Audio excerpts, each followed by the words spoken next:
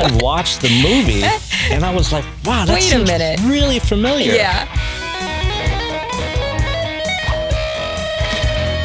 I've always been really good with anything that had electronic pulse. We might think we know somebody's story, but we never know. Like, that's something I didn't know about you. A lot of times if I get into a real groove and I'm in a mindset, I feel really connected to everything. When you're working with folks that just want to be better every day, it's so empowering.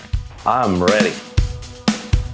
Hi, I'm Stephanie Holman, an Army veteran who served in the Medical Service Corps. These days, I work as a technical recruiter in the cleared space here at MetroStar. We know how important these conversations are to the military community, and we're honored to provide a platform for sharing insights, making connections, and building resources for transitioning service members. This is Civvies, a podcast by MetroStar.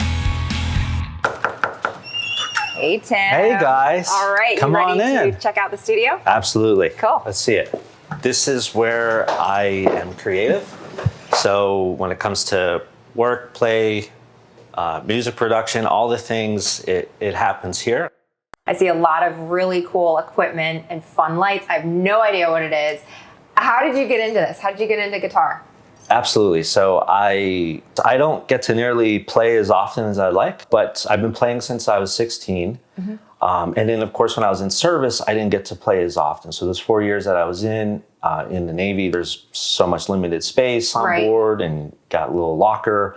I was able to bring an acoustic one of my deployments, but it's really challenging to be a musician on a naval ship. Yeah, and you were talking about you had to get permission for, you can't just show up with your bag and have the guitar and think like everything's gonna be hunky-dory. Correct. And you're walking on. Yeah, because you don't really have much space. So you're hoping that the team that you have space, like a fan room or some storage for you to store those items. And of course, if it's not easily accessible, how often are you really gonna play an instrument or really do something if it's not accessible easily, right? Yeah, yeah. So even on deployment, if I had it, I'd still play maybe twice a week, if that. Understood. What parts of music do you think kind of bleed into your professional life with just the planning process maybe of creating a song? There's really no planning, right? I think a lot of creative people either comes to them or it's like a feeling. They start somewhere. So it could either be like a beat or a riff or a rhythm piece, right? And then you iterate from there. And so what's interesting about my creative approach is I start with kind of my space station first. So I don't ever touch this stuff until I feel like I'm ready to take it to the next level. Yeah. So I always just start here. Okay. And on my pedal board, I have a looper and a drum machine. So that gives me enough to iterate and experiment and find what am I really trying to do here? And then when I feel like I've tracked really good guitar and key kind of stuff, then I'll go and I'll polish and mix and do what I would call mastering, which I'm not a mastering engineer or anything like that, but I'm here to learn and experiment and have fun. And really this is super personal to me. So a lot of people don't know that I either play guitar, I'm into audio engineering. Like my closest friends know, but a lot of people at work, they have no idea. I don't really advertise it anywhere, like on LinkedIn and stuff. So I thought talking about work and then talking about personal, this is something deeply personal to me. Well, it's very cool. And thank you so much for sharing this.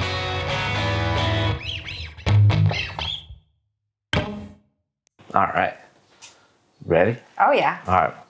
I'm ready. So I don't have a name or anything, but it kind of came to me a couple of years ago. And it really kind of started this hobby because I've only been doing the audio engineering piece for the last 2-3 years. Oh, okay. And so this kind of piece came to me 3 years ago, and I was like, man, this actually sounds really good. Like maybe I should record this. And, not that I couldn't go to a recording studio. Sure. What fun is it to pay somebody to do something that I could learn? Not very fun, but you can, do at home. So we'll kind of get started here.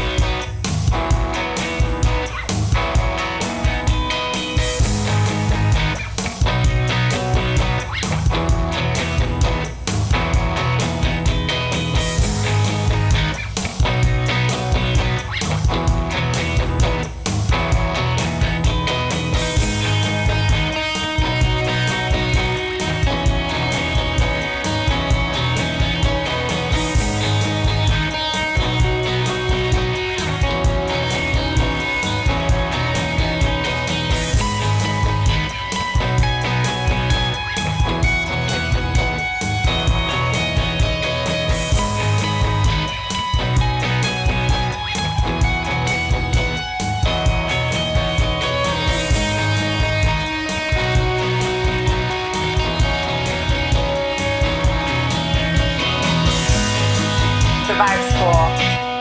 All right, so I gotta ask, is any of this available to the public? I want to listen to it after this. Come on. It's not, like, as I mentioned, it's very personal to me. Yeah. I don't have like a SoundCloud or a Spotify or anything. You know, I write this for myself. A lot of it's really just for me, like self-care therapy. You know, just decompress. You know, I think a lot of times if I get into a real groove and I'm in a mindset, I feel really connected to everything. Like, it's that kind of outlet for me. And it's kind of that thing that brings me inner peace, right? It's kind of weird to talk like very Zen-like, but really it is. It's euphoric. Everybody has something, and in the runner community, my younger brother, he's actually an ultra marathon runner. So he's the wild type of runner. He does 50 milers, 100 milers. He's just phenomenal. But what you hear in the running community is everybody deals with their demons different ways. Yeah. So a lot of the ultra marathon folks, they've been through trauma, they're working through different things. You wouldn't think that, right? So I can see the connection there to music and decompressing. And it, you know, just like runners, you get this runner high, like after mile 6 or something, and it's like, whoa, this feels great. Yeah. I get that without having to run 6 miles. You know, I'm with you. Maybe 5 minutes into playing, it's like I feel pretty euphoric and it really connects me. So yeah, very cool. Thank you so much for sharing this, Tim. I know, again, you mentioned this is deeply personal to you. I think you are absolutely rad for just sharing this, and thank you so much for inviting us to your home studio. This was super cool to see all of your equipment and how this all comes together. I definitely loved it and was jamming out. You are so talented. We are actually going to go back to the office and hear more about your journey into tech. Would you play us out? Yeah, absolutely. Let me tune something up here. Cool.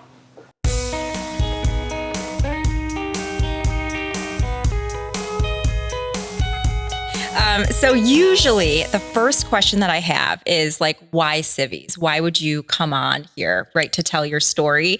And I know a little bit about it, but we have to talk about not only like your experience with the Navy, but your brother works here at MetroStar as well. And he actually reached out to me and said, hey, you should talk to Tim, right?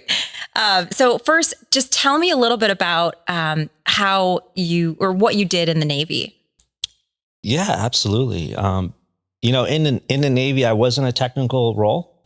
At the time, it was called Information Systems Technician, or also known as IT-man. Yeah. And IT-man at the time when I was in, we did radio, we did telecommunications, we did, you know, your regular enterprise network type of work, your tactical type of stuff, and then, of course, anything related to cyber.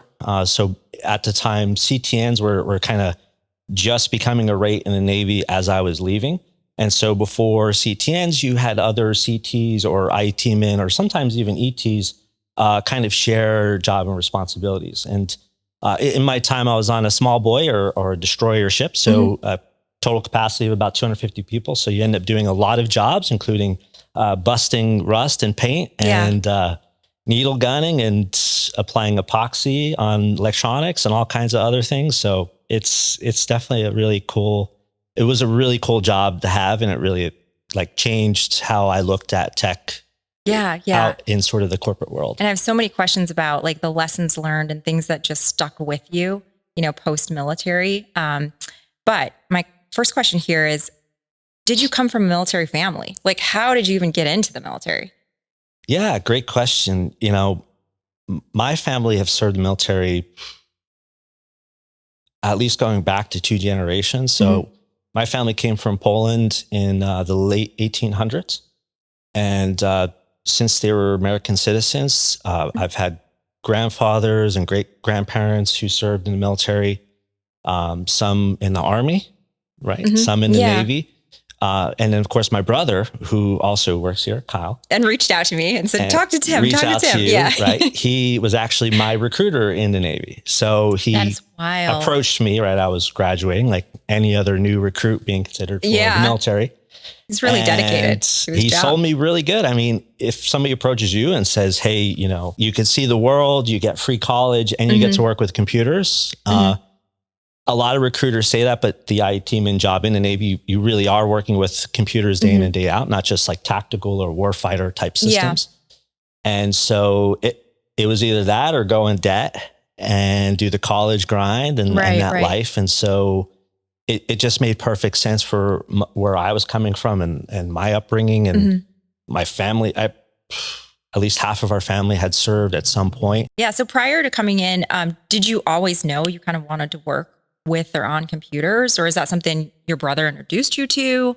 Absolutely. I've known for a long time. When I was in the 8th grade, that's kind of a little different about sort of my history and kind of backstory is I actually started in tech very, very young. I was real young in the 8th grade and watched the movie Hackers and was like, wow, like that's a superpower that I'd love to have. Yeah. And so I really got hooked. And then I got this idea in my head that I wanted to run the internet. At the time, I didn't know what that meant. And even today, 20 some odd years later, I still don't quite know what that means, right? The internet is a very big and vast place. But I got in very early and I even got into open source in high school. And at the time, right, this is mid 2000s, early 2000s. Open source didn't really become like on people's radar until the late 2000s.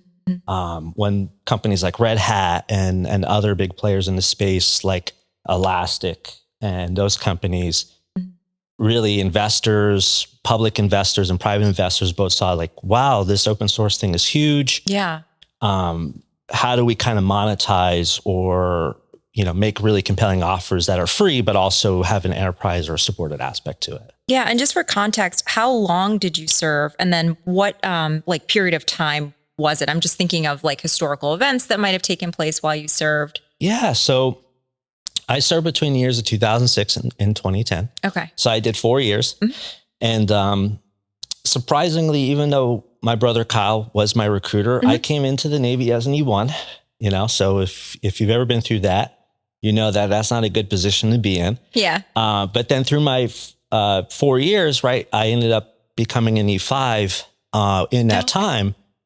Just because, technology skill sets in the military have always been, highly valued and sought after. But I've always been really good with anything that had electronic pulse. Yeah. If it's got a heartbeat, I know how to work it in some way. Yeah. If there's code, I know how to code it. I really enjoy the process of discovering and learning on your own. And you'll get a sense of that, right? Through my music and how I've come up through my history, that I'm a big self-learner. Yeah. So I served between 2006 and 2010. And during that time, I also did 2.5 deployments, right? And so naval deployments, could be 6 months to 8 months, right? Okay. I was on a smaller boy. So typically there's 6 to 7 months. And then you do some surges, right? So 2 to 3 months. Doing things, overseas with NATO allies and such. And so, 4 years. So being 3 years on a ship, because you go through some training and whatnot. Yeah. 3 years on a ship, doing 2.5 deployments around South America. And then we did one of the first UK-led naval deployments where the US wasn't in charge of the battle strike group. Okay. It was actually the UK of the Royal Navy. And our original mission was to travel the world and show off of our combined strength and powers. But we ended up only going to about Phuket. We didn't get down to Australia. So being stationed in Norfolk on the Atlantic and making it all the way out towards Singapore and Thailand is a little unique. So it was an interesting deployment. But on our way back, we went to Thailand, Singapore. We stopped at Djibouti. Well, at the same time that was going on, the Captain Phillips incident was going on. Yeah, you mentioned that earlier. Yeah, I was stationed on the USS Mitcher. And there was the Brain Bridge and there was another vessel that had responded. We showed up about a day late, but what was really cool about that mission was before the SEAL team had made it out there, they stopped on our ship to get the necessary comms that they needed to fulfill the mission. So IT-men in the Navy, we handle all communications in and out, all emissions, or traffic, I should say. And so I got to meet that SEALs team, and then we showed up about a day after the event had happened, but we were in like DEFCON 1 or 2 Right. on the ship. So there was like, you couldn't make a call to your family or friends. You couldn't get on MySpace at that time. Wow. Like only the captain Had that access. Yeah. and those IT men had access to make any external communications. Because when there's, missions going on, you got to really tighten those lips, right? Because loose lips sink ships is what they say. That saying exists for a reason. Yeah. I'm just so reminded of like, we might think we know somebody's story, but we never know. Like that's something I didn't know about you, right? And we've worked here at MetroStar, I think for around the same time. Yeah. I actually didn't even know what was even going on until many years later. I had watched the movie and I was like, wow, that seems really familiar. Yeah. And I'm thinking back, did I dream this? And so every ship has a navigation log of all the ports they visit and times and dates and stuff. So I had researched, what were we really there? And like, was that a real thing or did I like imagine that? Yeah. Yeah. And so I was like, no, I was really there and that was a real thing. And, you got to remember when missions or things happen, like, it wasn't called the Captain Phillips incident. It was just pirates. Right. And at the time, everybody was doing anti-piracy operations around that area and stuff. So it was, it was so crazy to find out many years later that you were part of some mission. Wait a minute, I was there. I was there, and then I know that seal. Yeah. And then it sounds funny because you try to tell your family, and they're like, "Hey, you're making this up," and I was like, "Yeah, well." No, I'm not. Yeah. So you serve 4 years, you do 2 deployments. Did you know that you were going to serve 4 years or did you think at one point you were going to serve longer than that? Yeah. Like, tell me a little bit more about that. Yeah, actually that's, it's a tough question for me to answer because like, I really wanted to make a career out of the Navy. The way that I advanced so quick and loved the job. I mean, you really can't get a technology job like that anywhere, right? You think there's a ship floating through water going 30, nautical miles, maintaining a constant internet and phone line connections all the time and maintain critical communications. Like that doesn't happen at telcos, ISPs, MetroStar, even the customers we support. Like now that you're supporting a floating metal ship going through water, maintaining satellite communications and all kind of other communications. It's a really cool, unique job. So I really wanted to stay in. And then I think what really changed my mind was I was up for shore duty and I didn't know. And I was told like, when it was really weird. So, I mean, at the time in the Navy, right? Typically you do like a 5-year sea tour, your first tour. Okay. Well, I guess not a lot of people know this, but when you advance so fast, that moves up your seashore rotation. Oh, so it goes from 5 years to 3 years. Okay. And nobody knew this. Like not even my Navy counselor, command counselor knew this. News to a lot of people. Okay. And so it got missed, and I was either deciding to get out or whatnot. They're like, "Oh, you should actually be leaving the ship any day, and you're still here." And I was like, "Oh, I didn't know." And so I had a conversation with the detailer, and the detailer was like, "Well, we can send you to these places." And I was like, "I think I'd rather take my chances outside of the Navy." Yeah. I know that in the military, you kind of go where they tell you, but I had more of an advantage on my side where tech was really booming, right? This is 2010 and I had already had a lot of certifications already. Okay. So you knew you were in relatively good shape for transitioning out. Into So I could be picky and I could, make that decision on my own. Like, hey, I could take that risk and I believe in myself. Yeah. And so I believed in myself and I think it panned out. If you don't mind, how old were you when you were making that transition out of the military? You were pretty young from what I gather. I was 21, 22. Yeah. I just think of, the military, especially for someone like yourself, that's your kind of first professional experience. And then with the military, the way that it's set up, the structure, the pay, your housing, all that stuff, that's hard to leave for some people. I didn't even have my driver's license till the age of 20. Yeah. So yeah. I'm making some big moves, or I'm taking in a lot of risk and uncertainty. Mm-hmm. But my belief in myself was just that like powerful. It was that strong. It was that strong. Yeah. And honestly, I don't know why it was or why it is continues to be that strong. It's just, I'm good at observing people. And so I just made a gut decision that, hey, I believe that I can do something, and I stuck to it. And off you went. Yeah. So tell me just a little bit about your transition to the civilian side. Like, what was the first job that you went into tech related? Yeah. So like, I think a lot of people who come out, especially from an enlisted background, end up, kind of getting a job with a contractor, a government contractor, where you can leverage your clearance and stuff. So I worked on weapon systems when I got out for a little bit. And in case anybody's knowing, none of those weapon systems killed anybody.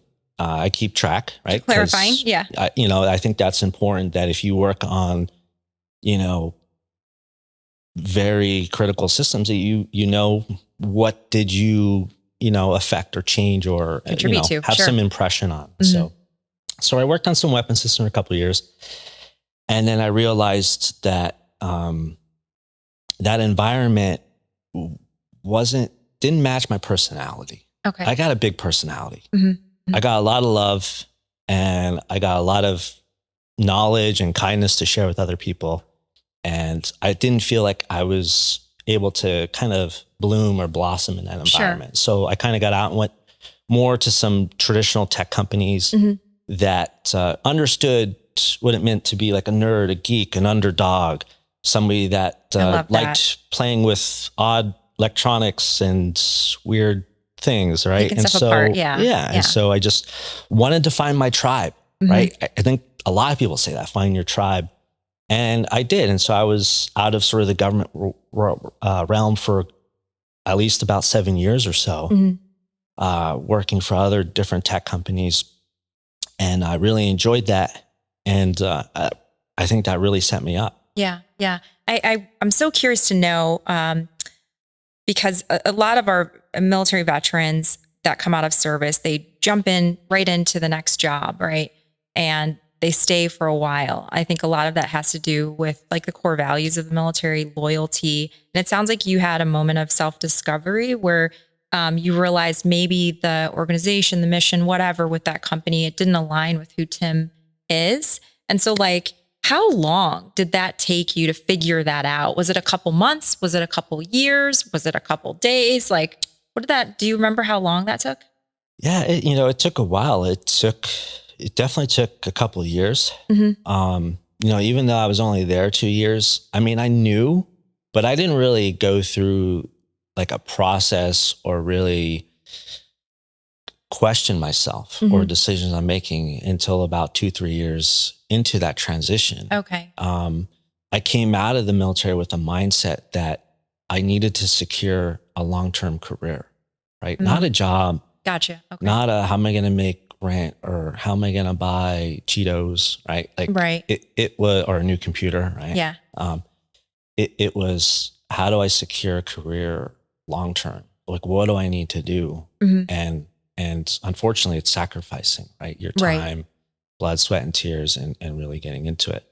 And, so I was focused on that, really that 2 years. And then I realized this isn't my place. I don't know why, it's just not my place. Just and then after I left and I got exposed to different groups of people and met new friends, I realized, okay, yeah, I think there's me and then there's these groups of people and I need to figure out where do I belong? Yeah. Yeah. Right. Because even though we all feel unique, we still need to belong somewhere. Right. I feel, right, as like a human component of our chemistry makeup, like we need that human connection.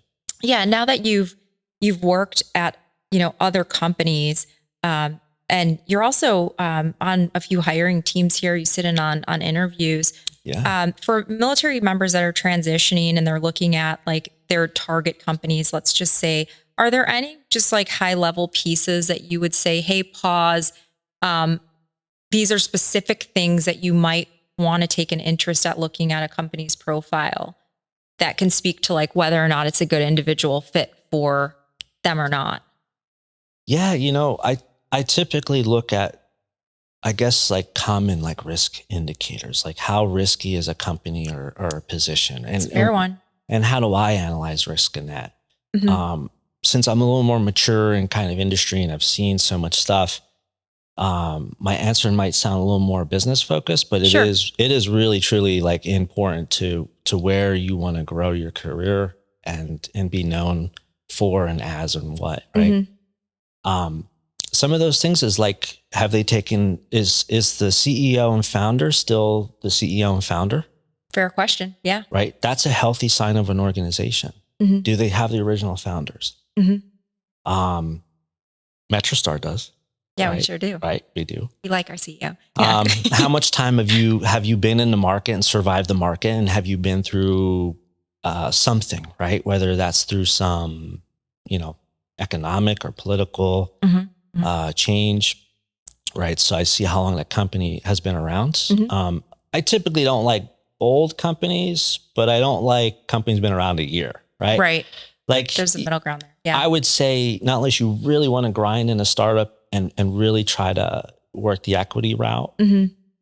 Companies 4 years and older are typically a good sign. If you've lasted 4 years, usually 5 years as a small business, the company's probably doing something right. Yeah. So that's another indicator. And I also look at the leaders of the company. Do the leaders write code? Ooh, I've never thought about that. Okay. Well, I'm more of a tech kind I'm deep in this stuff, right? And so I have great admiration for executives that write code.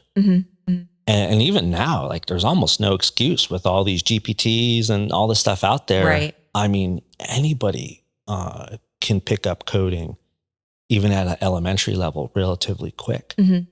And so, companies like Twilio, now obviously their company sells software service to developers. Sure. But the CEO codes, live on, events and conferences and stuff, right? Cool. Not obviously every company has executives like that. But if I see that, it means that there's this kind of mentality of, do the leaders share the work with their workers? Are they on the ground doing the work with them? Right. Do they understand and empathize for the work and what needs to get done and go to market? Do they have a real understanding of what that looks like? Yeah. And so in tech, there's always kind of this debate, like, do you want more of an individual contributor, a technical manager, or do you want more of a people manager? And so, everybody kind of has a different opinion. I stick more towards, I enjoy having more of a technical manager because as a career path, like when you're getting into tech, not just your mentors and your tribe, but like you want to know that you can grow in that position and that you're not going to get stagnant. Right. Because I think a lot of times in tech, we learn a lot the first 2 years that we're on a project or a job or something. And then after those 2 years, it's kind of like, I'm just doing the same thing day in and day out. And people in tech, we know that we have to keep a pulse on things. Right. We have to keep up to date. Keep your skills sharp. Exactly, right? And because we know that the new is what everybody wants, right? Like whether it's new technology, new products, new tools, new services, new employees, right? Healthy signs of growth in an organization. Like everybody wants the new. So you not saying you have to adapt, right? Like there's a lot of money to be made in legacy and old school types of systems like COBOL or MUMS or any of that kind of stuff. But most of the jobs and what most companies ask for is, hey, a new technology came out in the last 5 years. We want to take advantage of that technology. Okay. What does company culture mean to you? And take a minute to think about that just from the perspective of being a recruiter. I get asked that question a lot, right? Tell me about MetroStar's culture. And I can, but what I've come to realize through these conversations is culture means different things to different people, right? So my way to kind of handle that is to ask, what specifically are you asking? So what does company culture mean to you, and how important was that, especially coming from the military? That's, you've got the military culture and certain values. Talk me through that. Yeah, this is such a tough question for me because I've seen so many things, and it's so hard to tell, like, what are those things when it comes to culture? Mm-hmm. And I hate giving a high level answer, but like the right mindset, Yeah. towards work Mm-hmm. and towards becoming a better person. When you're working with folks that just want to be better every day, it's so empowering, right? Like we can always feel like we're doing our day-to-day, grind. But when you have the right people around you who want to grow and who want to do things and aren't super serious about stuff, but aren't super relaxed, right? That great balance of moderation. That's what I like to see in a culture. Like, you don't have to be like the hardest worker on the team, but like there's a lot of work that needs to be done for anybody. Sure. Right? It doesn't matter where you're going. People expect output and value. And all I've tried to do when I lead teams from a culture perspective is give the team as much things that equip them to be successful and only handhold when I need to. Like I think in an organization, there has to be a good balance of like handholding, right, and then seeing if somebody sinks or swim. I think oftentimes a lot of leaders or the culture is a sink or swim, right? Like how well does Jimmy or Jane do in this task? Perform, right? Yeah. I'm not saying you should handhold everybody through every task, but I do think that a leader should be able to walk through the work, explain the work, understand the why, and of course, really educate the folks underneath them that they're managing. Yeah. So you're giving them that foundation, but then opportunity for growth and professional development. But it sounds like a little bit of autonomy to jump in there, do the work. Yeah, absolutely. Absolutely. I just see too many sink or swims, and I just wish people would take the time and handhold. I know we're all busy. We're all trying to get to the next thing. Yeah. But the thing is why get there if you don't get to bring great people with you? Ooh, that's a good one. Yeah. It's like, why have great things if you don't share them with the people that you love? Like you've accumulated, you've built this thing. Why wouldn't you share that? Why wouldn't you try to create a group of people that you bring with you? Yeah, absolutely. And this segues really well into my next questions on just mentorship. So did you have mentors early on in your career? Do you have a mentor today? Talk to me about mentorship. I've always had a mentor. That's actually the biggest thing I advocate for people is finding a mentor. Two mentors, right? One inside the company, right? One inside the company, and then one outside the company, right? Because obviously there's going to be some bias inside the company. But it's good to have somebody to help you navigate an organization and connect you with the right folks and who will nudge you the right ways, right? And then outside the organization, finding somebody that it's not about challenging, but also listening, right? Because oftentimes, especially men, right? I think we're typically bad at seeking counseling. I would agree with so that.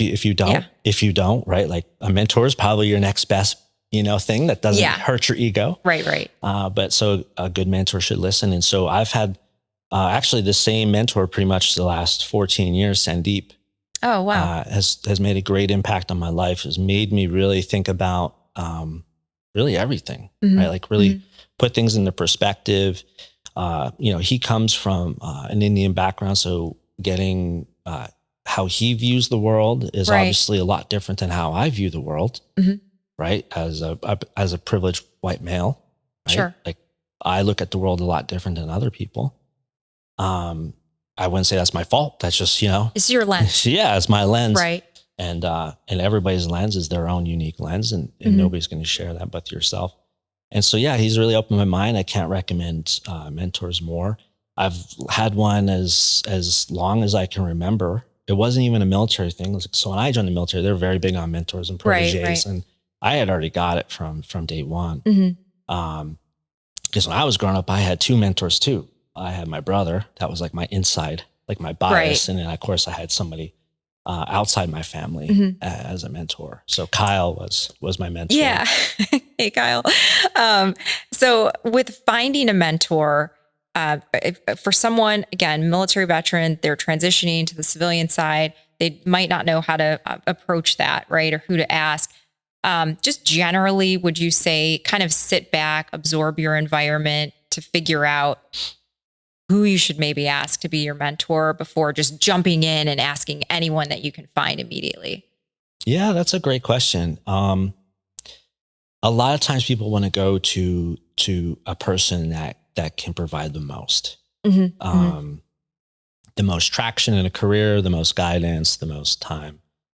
I would say give people a chance that aren't as established in their career, right?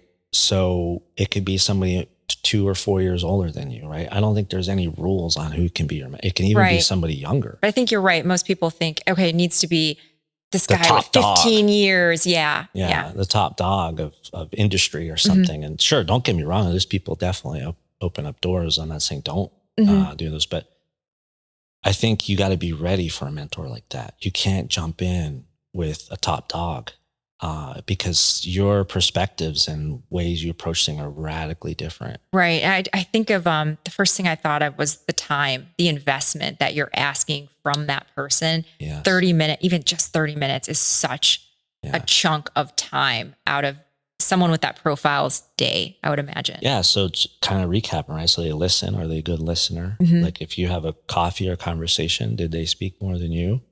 Right. Did they want to jump in and solve all your problems? That might not be the best mentor. Yeah. Right. Yeah.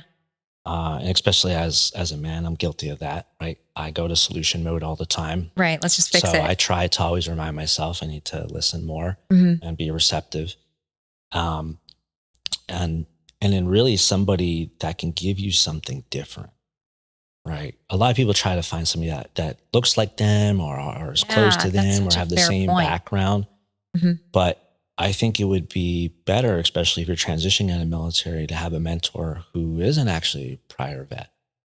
I would actually kind of even argue some of that, right? Like I think you need different, just differentness in your life, something to give you different perspectives. Like Sandeep brings out my life, and I can't imagine where my life would be today without him providing me his viewpoint. And guidance, where if I got that from, like, let's say one of my E6s or E9s or something that I served with or adjacent with, I just already know that I would be getting the same thing I already know, but more of it. Right. Rather so than how just valuable is something it? different. Like I like spectrums of things. Like I don't like black or white, on or off, ones or zeros. I like a spectrum of things. Like nothing is as simple as black or white. No. Yes or no. We're all in the gray at some point. Right. Yeah. And so that's kind of how I've always looked at it is how do I get a spectrum of things into my life? Yeah. Right. What's your cadence with Sandeep? Like, do you meet every week, every month? Yeah. It goes through periods. So I would say through our like 12 years, I would probably say we would speak at least once a month. But I would say the last couple of years, we speak about every 2 weeks. Okay. Just because he's going through some transitions through his life. So now I'm listening. Oh, yeah. So I'm changing listening. seats here. So I've been listening more towards his transition from jobs and even moving across country and stuff like that. Very cool. Thanks for sharing that, especially again for those that are getting ready to transition and have not had a mentor on the civilian side. I think you bring up such a good point about not finding someone that's exactly like you, maybe doesn't look like you, think like you. And I think what would make more sense is looking at my history and where I came from and how I got there, being a self-learner and taking different paths and routes. Like I'm always looking for what is the outlier, what is different. Right. Because there's always a herd or a hive, right? And people want to gravitate to that for safety and security. Yeah, of course. I get it, right? But a lot of people don't look at what are all these other alternatives and differences. And how can that be a way to success for me? Right. As a person and being able to look at those things. right? Everybody wants to kind of follow what everybody else is doing. But if you follow a different path, you're going to be more well known for something than everybody else. Right. Like if you've ever worked in marketing, like you focus a lot on the obsessive, like beachhead, like folks that are very out there, because like those folks are more, they're out there alone, and they're like, they want people to join them. Right. Like they know that there's gold or there's something over here. Right. And so they're more welcoming to you. And so I can't stress that enough, is like, don't always look for the norm or what everybody else is doing. Like there's always different paths to get to the same thing. Yeah. Sometimes even faster. And fair point. I mean, about the psychological like safety with the herd, because I think it's a real thing that most, they're going to kind of stick to what everyone else is doing. And there's a lot of fear there. That's understandable. So tell us what you're doing here at MetroStar, like what your role is, title, what do you do?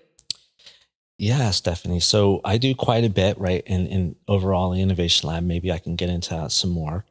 But myself personally, as Senior Director of Open Source Strategy, it's an interesting title. Definitely not a very common title. No, not. It is not. It's different. It's, it's maybe unique. But really, open source has been a huge movement, whether it's culturally or breaking barriers down, being a force multiplier. Like it's been this force brewing.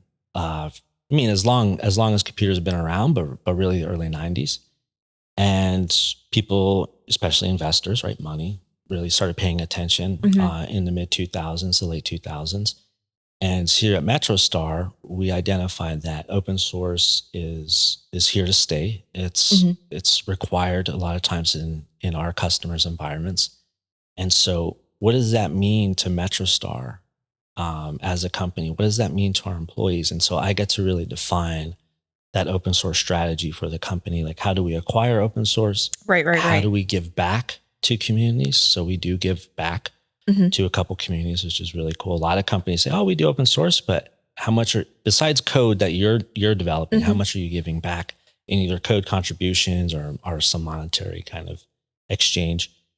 So I get to define that. But also part of my role is leading a lot of DevSecOps, cloud, SRE initiatives. So a lot of automating and integrating and bringing a lot of different technologies together to work in a very seamless and intuitive way. What do you just love about it? Like, what fires you up with what you're doing? It's kind of wild to say this, but they pay me a lot of money to talk about free stuff. Yeah. I mean, that's pretty crazy, right? Yeah. Like, I get paid good money to be like, this is free. Have at it. It's great, right? Yeah. Which is pretty cool, right? I never, when I was a kid running the internet, I definitely didn't think I'd be here at MetroStar. Yeah, I was going to ask that question. Yeah. I mean, I knew I'd be doing something cool, right? But this is truly unique and cool, and I'm glad that the executives and the board and Ali give me that opportunity to be able to not just show off my technical acronym, but also to change how the company behaves and how the company goes forward. And like I said, it's such a big force you can't ignore. Yeah, absolutely. I'm glad you're here. Just hearing about it stresses me out. If I don't want to switch lives with you for a day. Let me just be clear on that. I do just want to hear more about the Innovation Lab. Like, where did the Innovation Lab come from? If someone's watching this, they have no idea what MetroStar's Innovation Lab is. What is it? Yeah, so it's interesting. We started out as sort of a customer success team, also known as like a client solutions group kind of team, where we were really focused on not just the pre-sales, but also the post-sales. So we acquired a customer, we're servicing the customer. How do we make that customer successful to their mission, to their needs?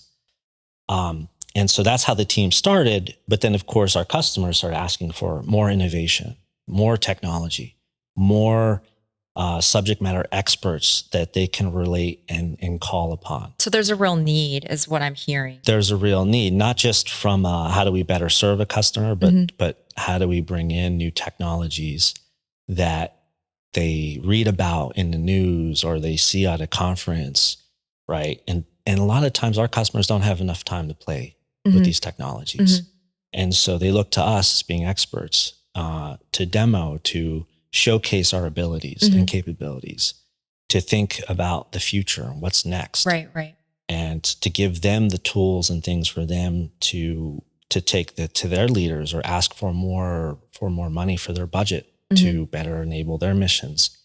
So the Innovation Lab today, through that evolution, coming up from those roots, is we typically focus on like 6 different work streams, I should say. Okay. So as we've worked together in some capacity, there's a recruiting element to it. Sure. So as certain programs need specialized or niche talents, the Innovation Lab often is able to provide resources to bring in great people into the company, right? We're able to do some proposal responses. So if there's CIBR grants or response proposals, right? We're able to put our brain down on paper.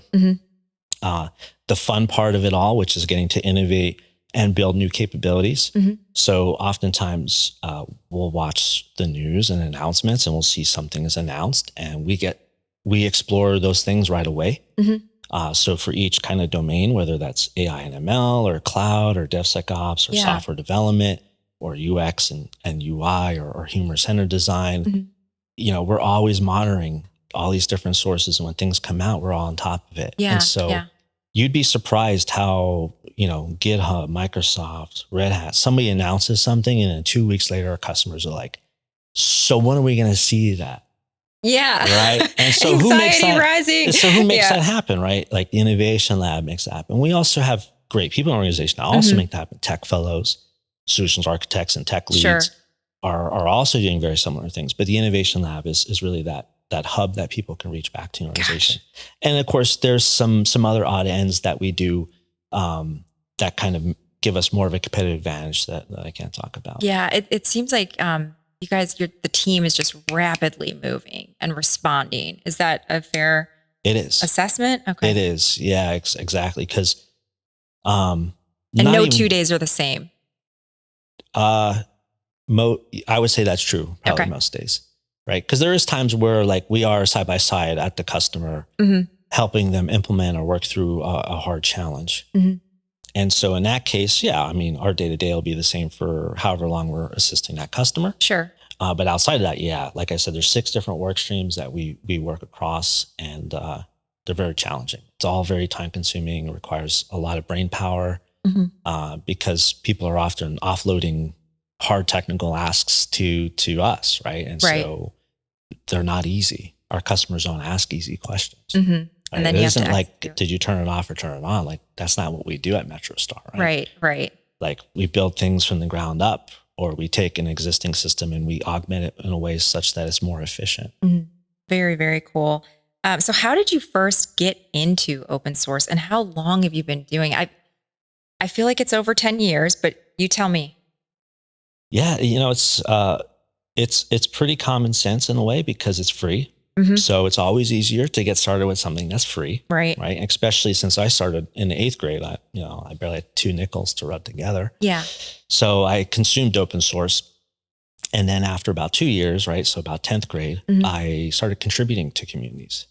Cool. And so when I switched from consuming open source to contributing to communities, that's when I realized that the world's going to need us. Like, not everybody's going to have the money to afford some technology, but technology should be in the hands of everybody. Like it should be an equalizer, right? In a way, right?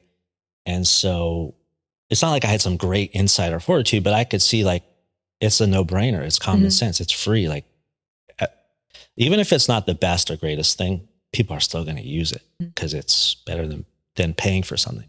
But of course, there's always that advantage if you pay for something that's going to make everything so much more convenient and easier. It makes sense. But when you don't have much money, that was an easy way to get in. And then after being in, it wasn't like, can I make a career or living off of this? It was more of like, how does my contributions make an impact in the world? And I didn't care about the monetary value. Like now that I'm older, I care a little more about money. Sure. To survive, everyone has to survive in this world. Yeah. But growing up and going right from the high school into the Navy, and even in the military, they, enlisted, they don't pay us very well, or Right. maybe they pay it a little better now, but when I was in, Well, absolutely. it wasn't very much. And especially they don't give you uniforms for free, right? You got to pay for, You still gotta pay for it, everything. yeah. So next best option is free, right? Yeah. Yeah. I was curious about that because I just wanted to know, like, why is open source so meaningful to you? And you just covered some of that. Is there anything else that you want to add? I think it's really cool just to be a part of something and there not be pressures, right? Because like oftentimes you come to work, like I love my job. Like people that love their jobs, like they love their jobs. Doesn't feel there's like that work. pressure aspect of it of like, oh, I have a delivery or a deadline. Sure. There's some sort of pressures. But if you're in an environment where you get to do what you love and there's no pressures, it's euphoria. It's like addicting. It's so it's its own virtual reality in a way, Yeah. It gives me that, it's so hard to explain just being a part of something and there's not pressures. There's not a monetary, there's not a gain other than I get to put something out there and it has rippling effects. Yeah. Yeah. Do you feel like this is just where you fit right now in the world, in this chapter of your life?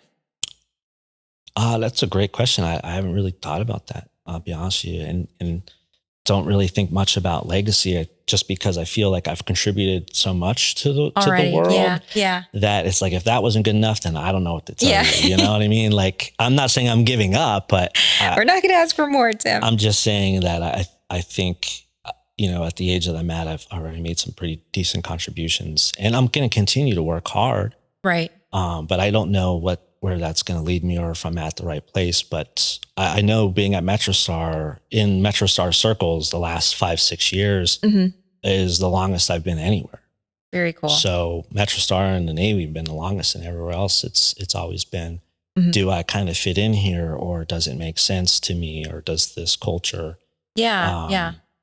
give me what I desire or crave as a person? And that was something for me in my own entrance into MetroStar. I looked at the tenure. I mean, I went from all sorts of profiles on LinkedIn. Hey, it's public information. You can see how long some of the executive team has been here, the recruiting team. And I always think that's an interesting piece of information that just gives you some insight, right? How happy are people in their jobs? So this is a good transition to more about like your just contributions.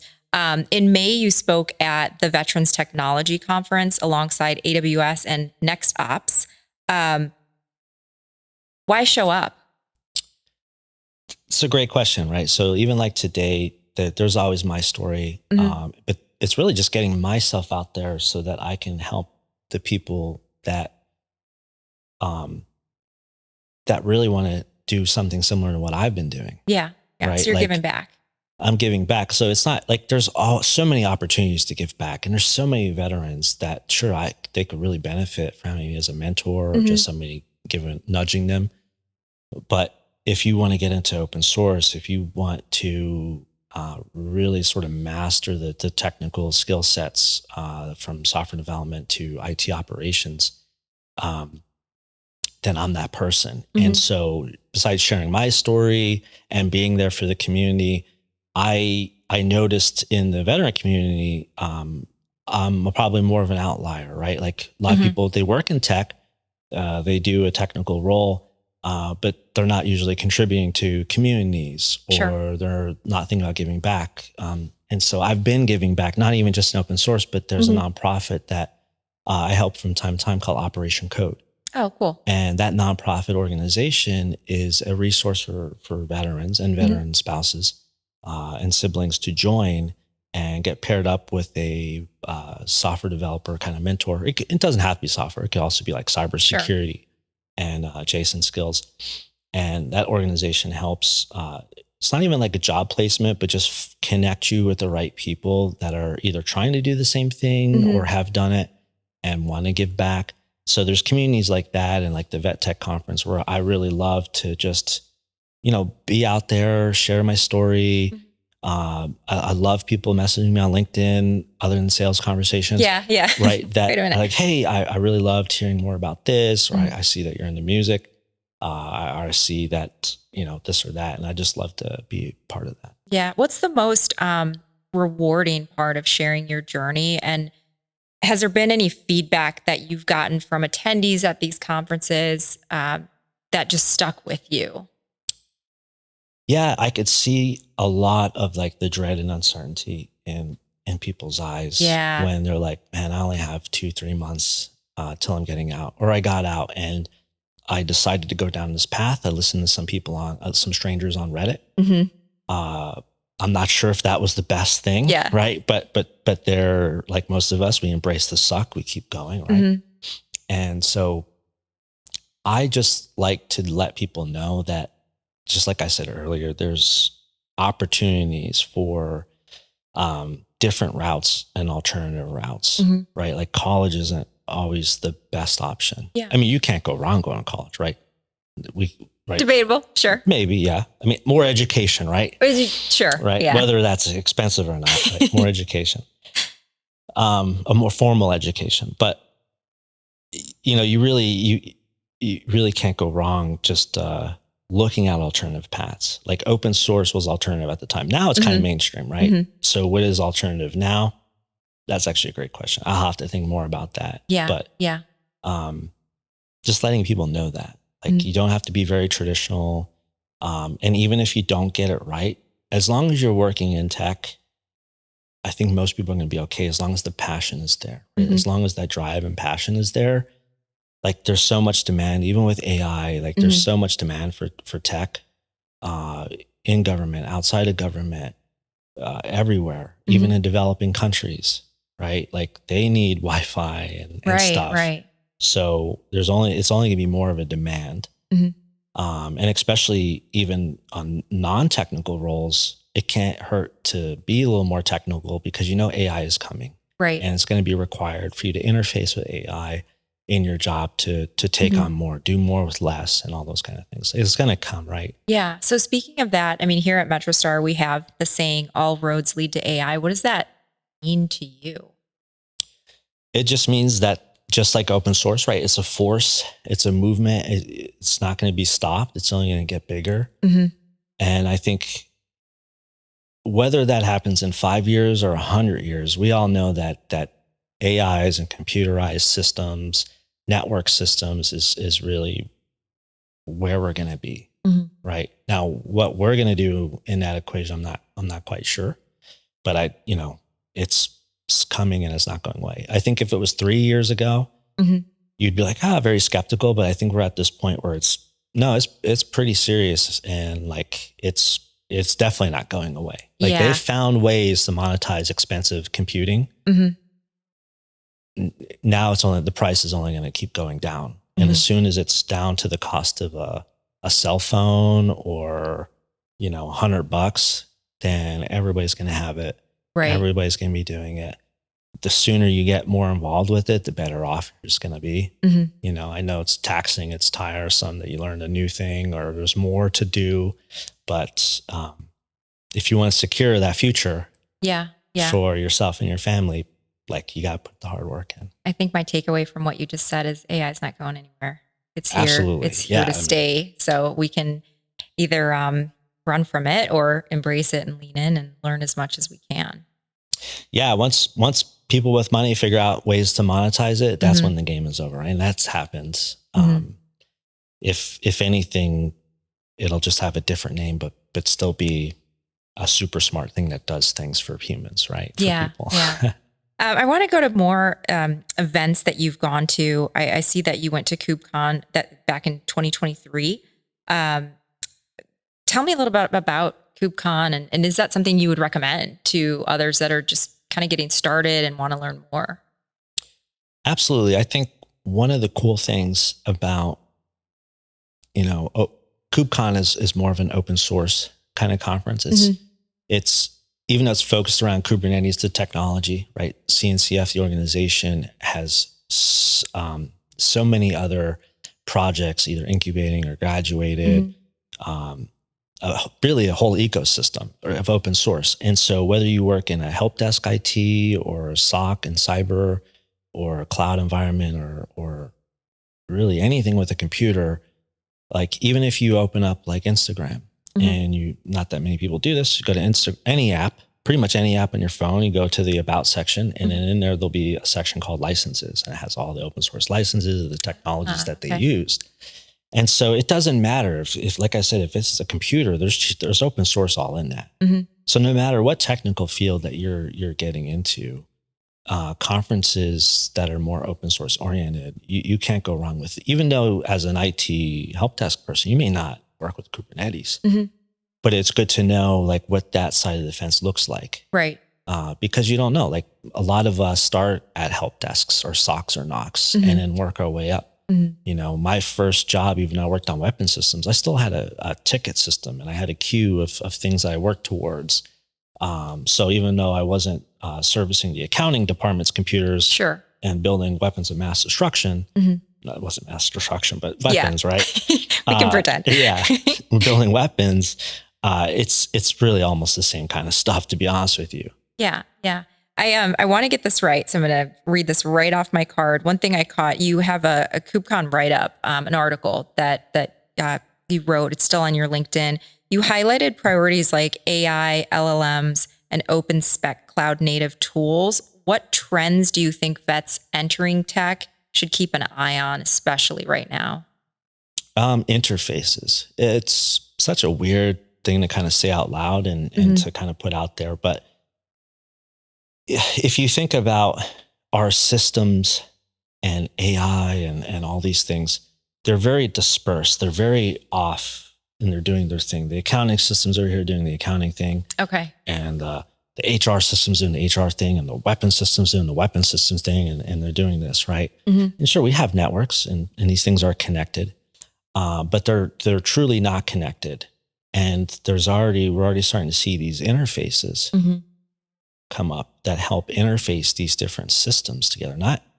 APIs, but going even further than APIs, being able to manipulate systems, not just data, but being able to actually change the state of the system, I think is what you need to really focus on and pay attention to. Because if you get really good at either building or knowing the interfaces or what kind of operations or actions can an interface do for that system, that's really where AI is going to be kind of going, right? Is not just this system that we ask questions and we get our reports done for college, but now the AI is going to interface with these systems.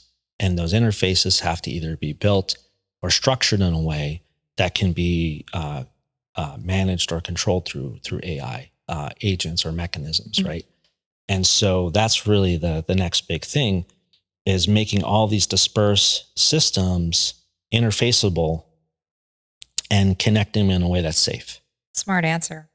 If a veteran wanted to contribute to open source projects, what's a realistic first step to take towards that? Yeah, so there's some great events like Hacktober. Hacktober, I love it. Hacktober. So who makes these names? Yeah. Right. So that's the cool thing about tech is we have these weird names. Whether you like weird names or I like weird names. I like them. But so in the month of October, a lot of open source projects will tag their issues with like Hacktober, and oftentimes a lot of the open source projects will kind of say what sort of level.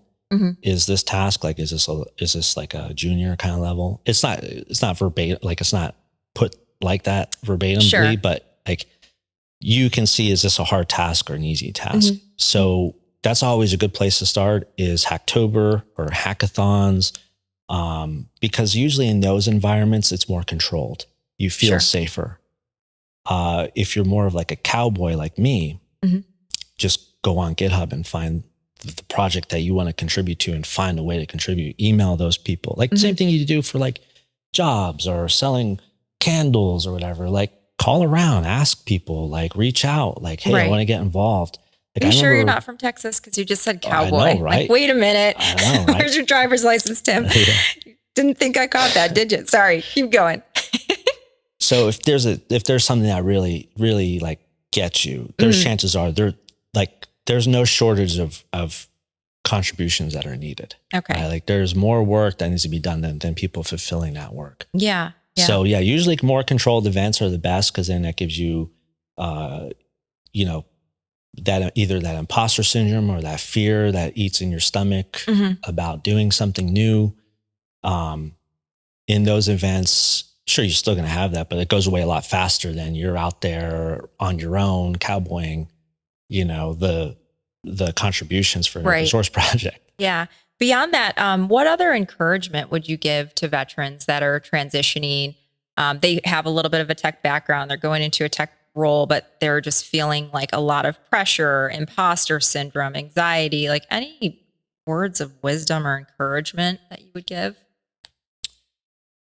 I don't have, you would think I'd have probably the best advice here. I would say think about things in 10 years chunks. I have not heard that one before. Right. Like, I don't think people realize that in order to make something truly like crazy, remarkable, something that happens, it takes 10 years. Right. And so knowing that going in, that like, hey, I might not see fruit of my labors for not saying that's not going to happen in 10 years, but for you to be established and to be in that place that you want, it takes 10 years. Right. So even though you may do 4 years of college or 2 years of a vocational school or just some certifications, right? It's going to take a while to just do the transition, whether you're doing tech or not. Right. It's just that you got to believe in yourself. There's got to be some passion in there, not passion for money, but like, what do I want to do? What's my goal with technology? Sure. Like, is it ego driven? Is it, I want to do good in the world? Is it, I just want to do something that's not working in a factory, right? In some industrial plant. Like, is that enough motivation? Which it is actually. I've trained people who've come out of factories and land like pretty good tech jobs. Oh, okay. So both veterans and non-veterans. Like I love helping out veterans, but if I see somebody who's really interested in tech and they're not just like BSing me, right, I'll go out of my way and really help that person. Gosh, I believe you. It also one of the reasons I could do that is I don't have children, right? So right, I have. Now this makes more sense. Yeah. So you'll meet my Instagram famous dog, Skeeter the Shih Tzu. Okay, we're putting Skeeter on. We're gonna get a picture of Skeeter. And I have my lovely wife Chelsea, and so I don't have kids, so I have the world is my playground, right? So if there's somebody who needs help, they're like my kid. Okay. In a way. Yeah. And I love that, right? Because it lets me continue the things that I want to do, but also kind of have that relationship in a way where I get to teach somebody something. Yeah. Life lessons and skills. I'm reminded that there's so many people out there in this world that are willing to help others. It's just a matter of finding them, right? Because my initial reaction was like, Tim doesn't have the time. Right? He doesn't have the time. He's doing all this cool open source stuff. Like, don't ask Tim. But you're like, no, of course. Yeah. You want to get into this? Hey, shoot me a message. Very cool. All right, Tim, where can people find you? Yeah, so I'm on 2 places, right? So if you're in the open source community or the tech community, I'm on GitHub as Marcinowski. Okay. And then on LinkedIn, Tim Ski or Tim Marcinowski. But if you type in your URL and just type in Tim Ski at the end, cool. I'm that guy right there that pops up. Yeah. So those 2 places, message me on LinkedIn. Very open and friendly. Obviously, no sales calls or sales messages. But if you're interested in talking about music or open source or what life is like at MetroStar in the Innovation Lab, folks reach out to me on LinkedIn. And, very cool. And we will link that below. Thanks again, Tim. No problem.